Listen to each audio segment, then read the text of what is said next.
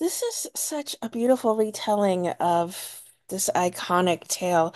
I mean, is there particular scenes for you, Noah, that was maybe harder emotionally or physically for you to film?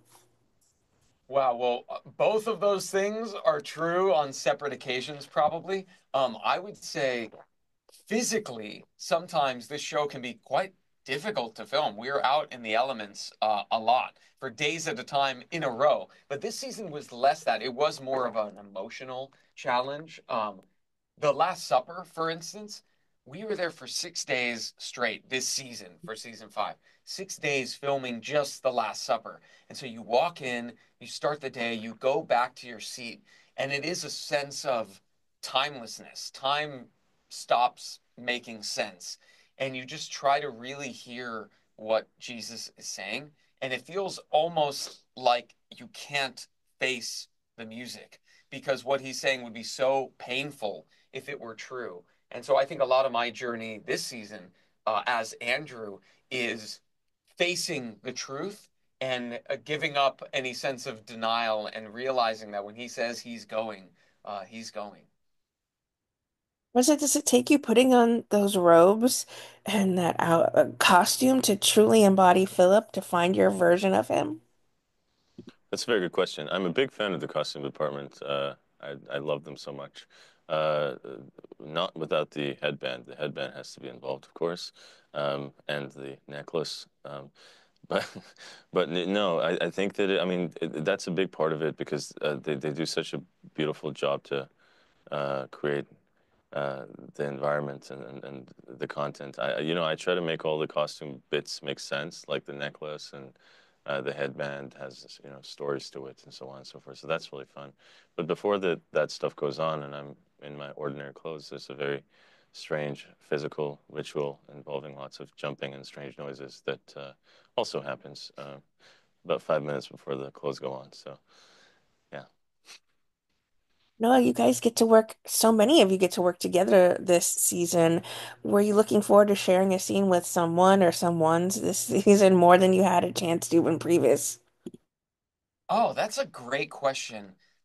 You know, I haven't seen this scene on screen yet, but there is a little moment that I had with Liz, and it was something in the script that it's not necessarily like what am I excited for? It's just that whenever you get a chance to work with someone that amazing and one on one, it's so nice because some of our scenes, a lot of our scenes, there's like 10 people in the scene, 12 people in the scene, which is fun in its own way because you're trying to track, where your journey is through that and taking what everyone's giving you. But every once in a while, you get a one-on-one scene like that, and it's always just so fun to play tennis in that way. And I remember even in the filming of it, it changed quite a bit as we were doing it, and it'll probably end up being, a minute of screen time, but you film it for an hour and a half or so, and there is something really special about those moments.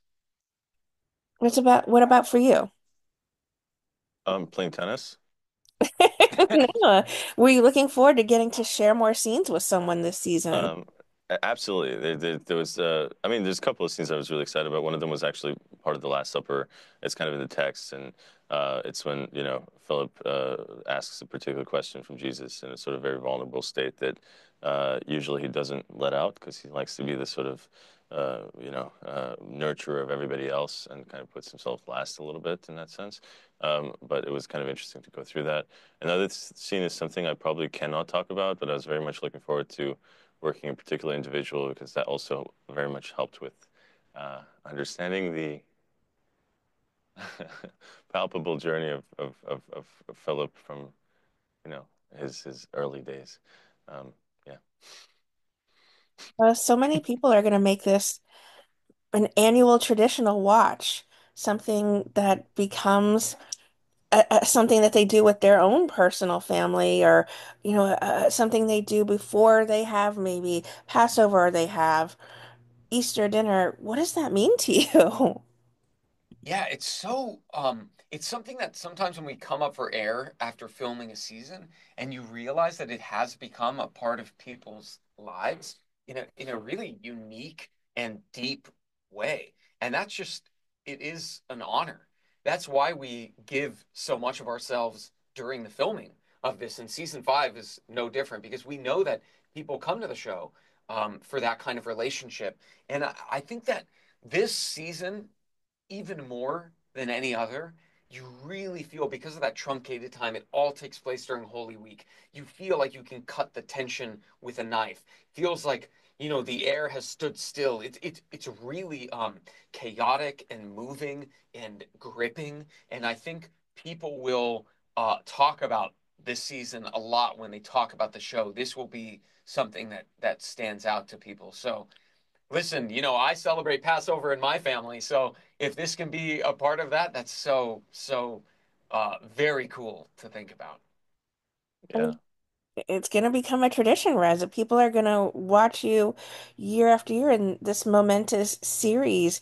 It must mean so much to you as well.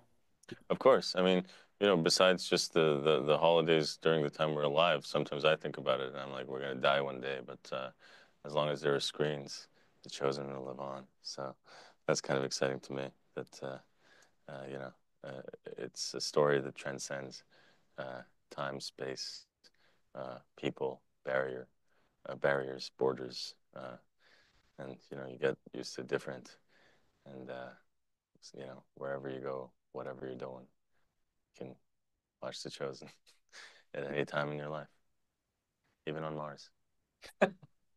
Soon, maybe soon. Sooner. Soon, yeah.